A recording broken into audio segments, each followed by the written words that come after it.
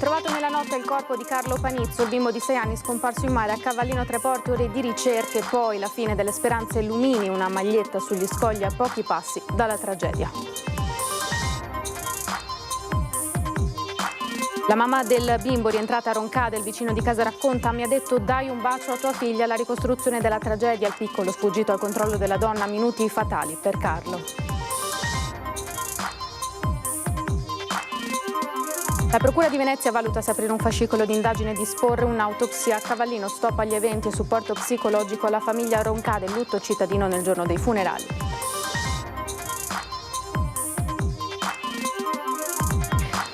Rientrato in Italia Don Natalino Capovilla, il sacerdote veneziano di Pax Christi, bloccato per 7 ore a Tel Aviv e rimandato indietro dal governo israeliano per questioni di pubblica sicurezza. Le sue prime parole all'arrivo in aeroporto. Ancora ricoverato in terapia intensiva a Padova, il bambino di 5 anni estratto dall'auto della mamma caduta domenica nel Sila. Jesolo è rimasto sott'acqua a 20 minuti, prognosi che rimane riservata.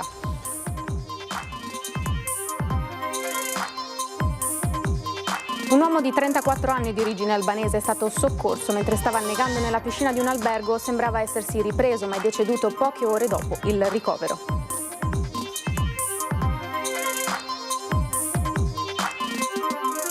Taglio del nastro a Chioggia per il rinnovato reparto di ostetricia e ginecologia con un moderno blocco party, un centro per la procreazione medicalmente assistita di secondo livello, un investimento da oltre 3,6 milioni di euro.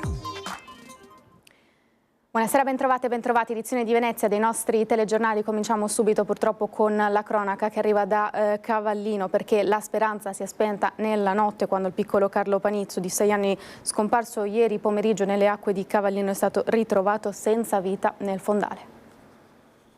Dana è una persona straordinaria.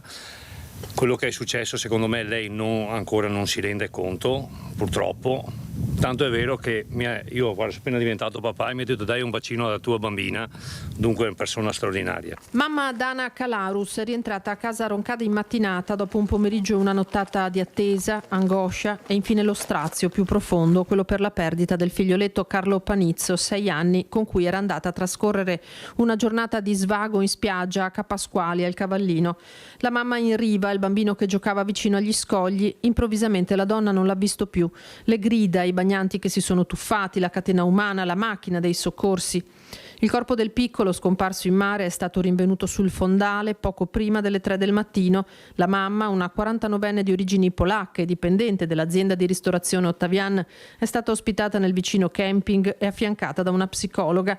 Infine il ritorno a casa. Sulla recinzione ancora i fiocchi rosa per la recente nascita della bimba del vicino, Carla, anche lei. Lei mi ha abbracciato e mi ha detto solo dai un bacino alla Carla. Io ho detto guarda Dana, per qualsiasi cosa siamo qua. E dopo è scappata di sopra. Lei è molto scossa, molto scossa. Un via vai di familiari e amici come quelli che le hanno riportato indietro la macchina dal Cavallino. Finestre e porte chiuse anche a casa del papà di Carlo, Fabio Panizzo, titolare della birreria Kapuzinerhof di Colle Umberto e del pub Bark di Barcon di Vedelago, ma in passato anche socio della pizzeria Piola di Treviso.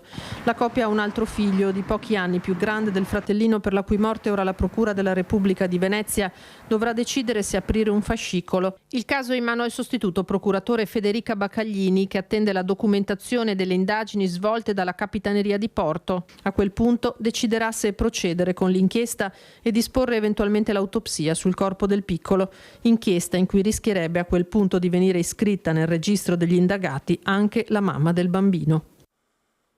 Siamo tornati lì dove è avvenuta la tragedia. Alle 2:45 il corpo del piccolo Carlo Panizzo viene individuato e adagiato sul fondale vicino ai frangiflutti ad una profondità di 2 metri. Il rinvenimento reso possibile dalla strumentazione sonar in dotazione ai sommozzatori del 115. Ogni speranza si infrange contro la drammatica realtà. Sulla spiaggia cala un silenzio surreale. Le lacrime prendono il posto ai momenti allegri e spensierati. I bagnanti arrivano lungo questa barriera di scogli dove qualcuno lascia un gioco, una maglia, un pensiero, delle candele. Piange questo turista, ci dice che ha 2 figli e che viene in questa località da anni. 2 boys. Sorry.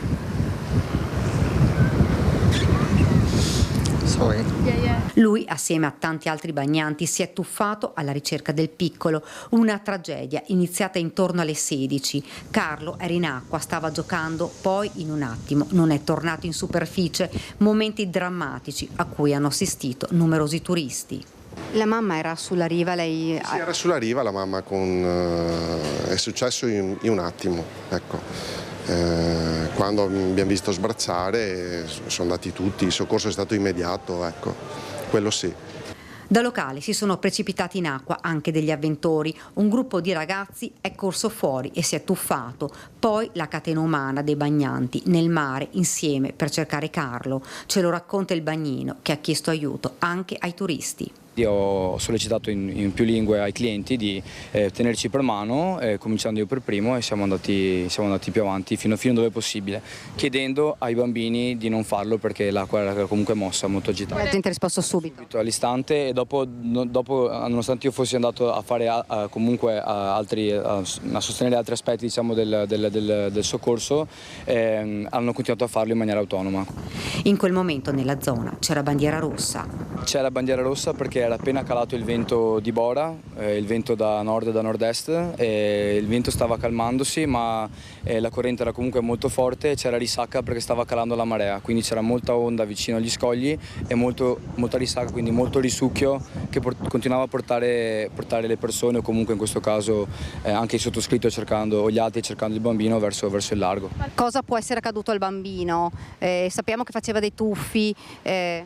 No, io so che il bambino era arrivato da poco in spiaggia e so che poi non era più sotto la sorveglianza della madre per cause che non sta a me definire. Su quella spiaggia a Cavallino Tre Porti è calato il silenzio di una tragedia impossibile anche da accettare. Sospese le attività nei camping in segno di lutto e supporto psicologico alla famiglia del piccolo Carlo. Dopo l'allarme lanciato dalla mamma si è attivata la macchina dei soccorsi. In pochi minuti la spiaggia a Cap Ballarin è stata raggiunta dalla Guardia Costiera, sommozzatori dei Vigili del Fuoco e 3 elicotteri che dal cielo controllavano il mare. Attivato subito dal prefetto un tavolo di crisi per la gestione dell'emergenza. Le ricerche si sono sviluppate sia lato mare, dove appunto poi è stato ritrovato il piccolo, sia lato terra, quindi le ricerche sono state sviluppate dai carabinieri, dalla polizia locale anche su tutto l'arenile e le strutture ricettive interne, nella speranza di poterlo trovare. Non solo, ma lungo l'arenile sono stati distribuiti dei volantini con la foto del piccolo nella disperata speranza di poterlo ritrovare. Una speranza che si è spenta le prime ore del mattino. La tragedia tra il villaggio San Paolo e il camping Vela Blu nel tratto di spiaggia libera. Ore di apprensione vissute anche in comune con il sindaco Roberta Nesto e l'assessore al turismo. Noi per parte nostra alla famiglia abbiamo dato tutto il sostegno come amministrazione che potevamo dare attraverso un supporto psicologico e attraverso un alloggio nella vicina struttura ricettiva, e siamo molto vicini come amministrazione comunale tutta al cordoglio della famiglia.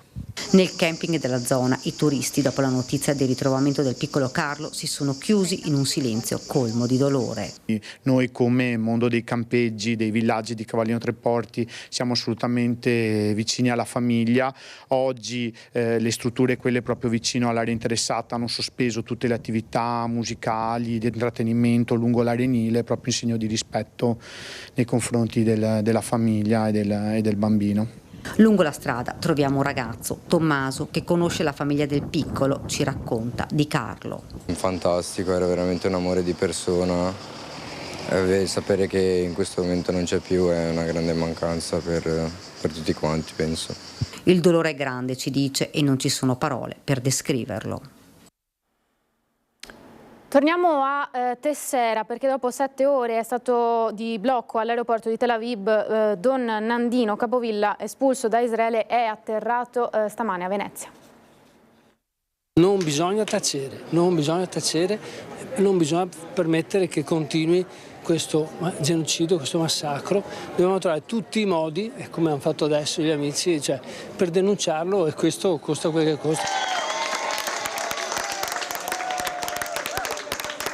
Quando Donnandino esce dal varco degli arrivi all'aeroporto Marco Polo, il gruppo di amici, parrocchiani, volontari e attivisti di associazioni che si sono organizzate per dargli il bentornato si scioglie in un applauso liberatorio. Dopo 7 ore bloccato all'aeroporto di Tel Aviv, al parroco del quartiere Cita di Marghera ed ex coordinatore nazionale di Pax Christi Italia sono stati riconsegnati valigia e cellulare ed è stato espulso dallo Stato di Israele. Credo che non si possa sequestrare una persona per una giornata intera. Perché lei non può entrare in Israele? Cosa le hanno detto? Che metto in pericolo la sicurezza di Israele. Ricordo che, a proposito di sicurezza, diceva il patriarca Sabbah, che è un grande nostro amico, diceva Israele sarà sicura solo quando rispetterà i diritti del popolo confinante. Lei cosa avrebbe fatto in Palestina? Uno dei tantissimi pellegrinaggi di giustizia. In quelle ore convulse, quello di Donnandino è stato un caso internazionale per il quale si sono mobilitate istituzioni come il Ministero degli Esteri e la Conferenza Episcopale Italiana. Assieme ad una quindicina di persone era atterrato a Tel Aviv, dove avrebbe dovuto partecipare ad un pellegrinaggio di pace in Terra Santa. Come ha trascorso la notte? Dove l'ha passata? In una guardiola comune, diciamo, in un posto. A me mi spostavano e mi accompagnavano a fare la pipì in 4, però voglio dire, questo fa ridere, ecco, non fa ridere, ma cosa può voler dire per un giovane di 8 anni tutta la vita essere arrestato e accompagnato sempre con questi soldati? Sinceramente non c'è paragone, ecco. Dice per lei è durato 24 ore, per gli altri dura tutta la vita. Non è stato nessuno, non è stato un sequestro, è stata una cosa illegale. Donnandino Capovilla è molto critico delle politiche del governo Netanyahu ed è possibile sia sgradito in Israele anche per un suo libro, Sotto il cielo di Gaza, in cui descrive la situazione dopo il 7 ottobre. Mentre era bloccato a Tel Aviv ha scritto in un post: basta una riga per dire che sto bene, mentre le altre vanno usate per chiedere sanzioni allo Stato che tra i suoi errori bombarda moschee e chiese, mentre i suoi orrori si continua a fingere che siano solo esagerazioni. Magari non andrò in Israele, ma vorrei poter andare lo stesso in Palestina, visto che poi adesso tutti lo riconoscono come Stato, per evitare di denunciare Israele, ma invece chiaramente sarà un problema. All'arrivo Donnandino è stato ricevuto da tantissime persone, vediamo dunque l'accoglienza. Lo conosco personalmente e sostengo il suo pensiero, quindi avendo saputo la brutta avventura che gli è successa siamo venuti qui per portargli un po' di solidarietà. Una persona speciale. Al suo rientro a Venezia, dopo l'espulsione da Israele, Donnandino Capovilla ha trovato all'aeroporto Marco Polo di Venezia una manifestazione di stima e affetto che racconta quanto questo parroco sia ben voluto. Basta conoscerlo una volta e ci si innamora di quello che fa. Cosa le piace di Donnandino? È quello che fa, la sua maniera di interpretare il ruolo di parroco, più spinto verso gli aiuti ai più deboli. È ammirevole e apprezzato da tutti, insomma, ecco. Io sono di Amnesty International e ho grandi rapporti con lui, è una figura di riferimento nel territorio mestrino veneziano, non c'è dubbio. Donnandino porta il Vangelo, porta un messaggio di pace, di giustizia sociale. Lasciatemi dire che ho trovato veramente gravissimo quello che gli è successo a Tel Aviv, è un qualcosa che non ha giustificazione. Il Comune di Venezia ha reso noto che appena presa la notizia del diniego d'ingresso in Israele a Donnandino Capovilla, il sindaco Luigi Brugnaro abbia fatto contattare il Ministero degli Esteri per avere rassicurazioni sulla sua incolumità. Certamente, prosegue la nota, bisogna con assoluta urgenza smettere con l'uso delle armi da ambo le parti e arrivare alla nascita di 2 stati liberi e indipendenti. L'espulsione di Donnandino da Israele è un fatto grave e inaccettabile per il segretario del Partito Democratico Veneto Andrea Martella, che chiede che il governo italiano si attivi con fermezza per tutelare chi come Donnandino è testimone autentico di dialogo e riconciliazione. Noi ci sentiamo rappresentati da personalità come Donnandino, ha detto la capogruppo di Alleanza Verdi Sinistra alla Camera Luana Zanella, non da un governo che balbetta e continua ad avere buoni rapporti con le autorità di Tel Aviv. Noi da veneziani e veneziane possiamo fare qualcosa, partecipare in massa alla manifestazione che si terrà il 30 agosto al Lido di Venezia e chiedere come mai a un governo che sbandiera i 420 di essere cristiano e cattolico è impedito a un prete di svolgere la sua missione pastorale in Terra Santa. È ancora ricoverato in terapia intensiva all'ospedale di Padova il bambino di 5 anni estratto dall'auto della madre caduta domenica pomeriggio nel fiume Sila Jesolo. Le condizioni del piccolo restano gravissime, è rimasto sott'acqua per circa 20 minuti. I vigili del fuoco non erano riusciti ad estrarlo immediatamente dall'abitacolo fino a quando poi le operazioni anche dei sommozzatori ce l'hanno fatta. Rianimato poi dai sanitari, il bambino è stato trasferito in elisoccorso all'ospedale di Padova, prognosi che resta riservata. Un uomo di 34 anni di origine albanese è stato soccorso mentre stava annegando nella piscina di un albergo. Sembrava essersi ripreso, ma è deceduto poche ore dopo il ricovero in ospedale. Dramma in un albergo di Jesolo dove un uomo di 34 anni di origini albanesi è morto in ospedale dopo essere stato salvato da un principio di annegamento nella piscina della struttura. A lanciare l'allarme sono stati alcuni testimoni che lo hanno visto agitarsi in acqua in evidente difficoltà, annaspando come se fosse stato colto da un malore o non sapesse nuotare. Sul posto è intervenuta una volante del commissariato, gli agenti si sono tuffati, lo hanno riportato a bordo vasca e gli hanno praticato le manovre di rianimazione.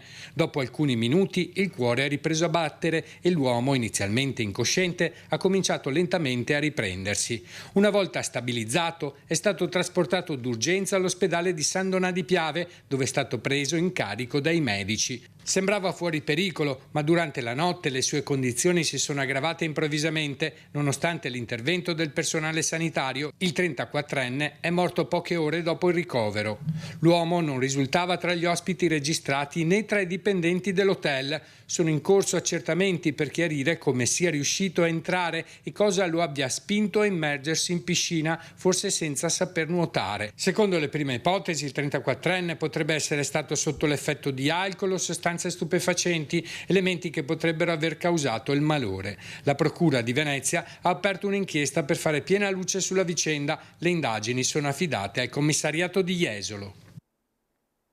E proprio a Jesolo la polizia ha arrestato un italiano e uno straniero denunciando una terza persona con l'accusa di furto aggravato in concorso in un albergo. Gli agenti intervenuti sul posto, grazie alla descrizione del personale di vigilanza, ha rintracciato i due arrestati con addosso alcuni arnesi da scasso. Il terzo sospettato è stato trovato nascosto tra gli ombrelloni della spiaggia vicina. Invece è stata una giornata di taglio del nastro per il rinnovato reparto di ostetricia e ginecologia di Chioggia, con un moderno blocco parto e un centro per la procreazione medicalmente assistita di secondo livello.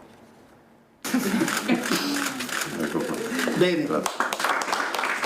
L'ospedale di Chioggia si rinnova profondamente e si posiziona tra le eccellenze sanitarie del Veneto, grazie all'apertura del nuovo polo nascite e del centro per la procreazione medicalmente assistita di secondo livello. Con questo intervento, ha dichiarato Zaia, offriamo alle donne un punto nascite moderno e sicuro, una decisione assunta per garantire un presidio fondamentale sul territorio e tutelare la sicurezza e la prossimità delle cure per le future mamme. E ci siamo assunti la responsabilità di tenere aperti questi punti nascita che diciamo, fra l'altro sono anche abbastanza evidenti in Veneto, che sono sotto i 500 parti, e direi che addirittura abbiamo fatto di più. Oltre al blocco parto abbiamo investito nella PMA, nella procreazione medicalmente assistita, e quindi diamo modo alle signore, alle coppie dove appunto la donna non ha superato i 50 anni, ma fino a 50 anni, anche qui quasi 5 anni al di sopra del dato nazionale, per avere la possibilità di avere un figlio. Il progetto ha comportato un investimento complessivo superiore ai 3,6 milioni di euro. Chioggia rimane un punto di riferimento, anzi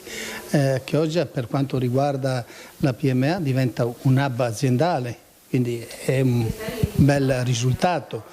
Cambia che i cittadini di Chioggia, le mamme che decideranno di venire a partorire qui e i padri che vorranno assistere la loro consorte, la loro compagna durante il parto, troveranno un ambiente accogliente e soprattutto dei professionisti che sono in grado di rispondere a tutte quelle che sono le loro esigenze. Un reparto all'avanguardia che unisce le tecnologie più moderne con un approccio sempre più umano e personalizzato alla cura. Il blocco nascita che avete visto permette di garantire il massimo della sicurezza costruita intorno alla mamma e al bambino. Non è il paziente che si deve adattare all'ospedale, è l'ospedale, il nostro laboratorio lavoro che si adatta alla diade mamma e bambino, pur sempre con la massima sicurezza possibile. Una volta a pieno regime, il centro PMA sarà in grado di garantire fino a 500 procedure l'anno, offrendo un servizio altamente specializzato e qualificato alle coppie con difficoltà riproduttive. E si chiude così il telegiornale di Venezia. Subito dopo di noi, come sempre, le previsioni del tempo e dopo l'edizione di Treviso. Una buona serata, arrivederci.